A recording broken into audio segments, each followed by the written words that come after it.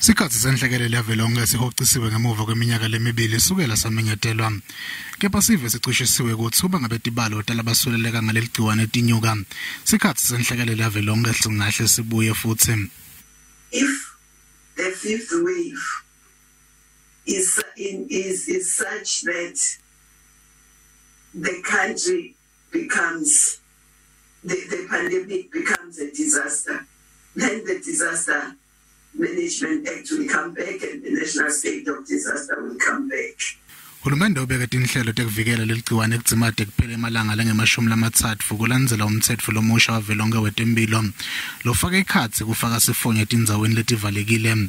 Bantfu labangena kwelelive kufanele baphatse incwadzi lekhombisa kutsi bagomile noma baphatse incwadzi lekhombisa kutsi bahlolele batfola kutsi bete leligciwane. After 30 days, what we expect is that from the health side, because these provisions are also there in our in the health regulations, this would now have been concluded, have been assessed with the inputs, and then they will be able to kick in to make sure that we still have some control at the work at the borders.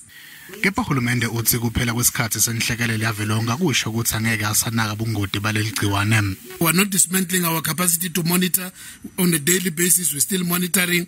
We know how many people are in hospital, how many are seriously ill, and so on.